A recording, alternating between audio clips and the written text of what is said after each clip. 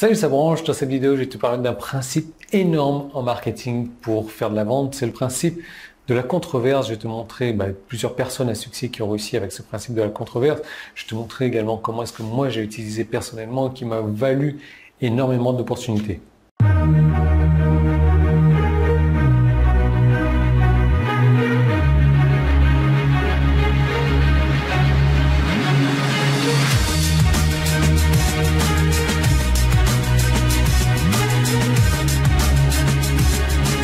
La plupart des gens ont peur d'offenser les autres, ont peur de la controverse, et je peux comprendre parce que quand ta maman elle t'a dit quand tu étais tout petit, il faut pas faire du mal aux gens, il faut faire du bien aux gens, et puis même la Bible te le dit, donne à ton prochain ce que tu as envie qu'il te donne toi. Un truc du genre, quoi. Bon, tu vois, le principe en lui-même n'est pas mauvais.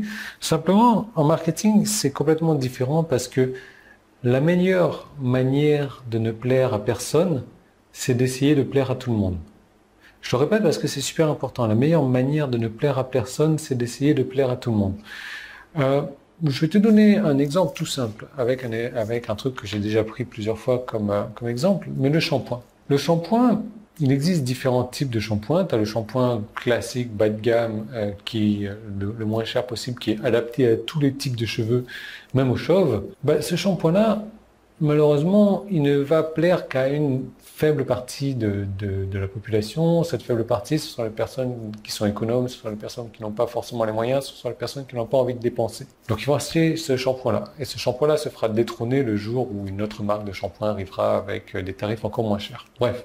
Mais dès lors que les marques de shampoing se sont dit, OK, on va faire appel à des experts marketing, on va améliorer notre marketing et on va arrêter de plaire à tout le monde, on va plaire qu'à une partie des personnes. Donc on va faire le shampoing pour les cheveux gras, blonds, qui tombent et qui sont longs. Donc qui va acheter ce shampoing 4 fois plus cher qu'un shampoing classique? Ce sont les personnes qui ont des cheveux gras, blonds, qui tombent et longs. Tu vois, on aura ciblé une partie vraiment infime de la population, on va pas chercher à plaire à tout le monde, on va chercher qu'à plaire à eux. Forcément, on va les attirer eux et on va leur vendre quelque chose avec un tarif beaucoup plus important. Et donc, après, les marques de shampoing sont forcément pas cons non plus. Ils vont faire les cheveux courts, cheveux longs, cheveux gras, cheveux touffus, cheveux crépus, cheveux... Mais ils vont adresser leur message à une partie infime de la population. Ils vont arrêter de plaire à tout le monde parce qu'ils ont bien compris qu'ils ne vont plaire à personne. Donc, il faut pas avoir peur d'offenser, il faut pas avoir peur d'aller dans la controverse parce que, bon, après, il faut pas non plus le faire exprès d'offenser les personnes, quoi. Mais je veux dire, moi, j'ai écrit un email comme ça. Et cet email-là, j'aurais eu peur de l'envoyer parce que j'aurais eu peur que les personnes qui le reçoivent le prennent mal ou autre. Bref, je l'ai envoyé et cet email-là m'a créé beaucoup d'opportunités. Le titre de cet email-là, c'était « Pourquoi je pense à toi sous la douche ». Donc tu vois, c'est offensant, il y a la controverse là-dedans. Mais cet email-là m'a fait remarquer par un groupe de personnes qui m'a invité à faire des séminaires à huis clos pour que je leur donne ma stratégie d'email, ma stratégie donc de marketing, ma stratégie pour écrire des accroches, etc. Si je l'avais pas envoyé cet email-là, j'aurais jamais eu ce genre d'opportunité-là. D'ailleurs, en parlant de controverse, regarde Trump. C'est le roi de la controverse, ce mec. Regarde Bill Clinton. Et tu vas me dire, ce sont des mecs qui sont haut placés. Pourquoi? Parce qu'ils font de la controverse. Donc, ce que je te recommande, c'est d'aller à contre-courant de ce que pense ton marché, de ce que pense ta niche.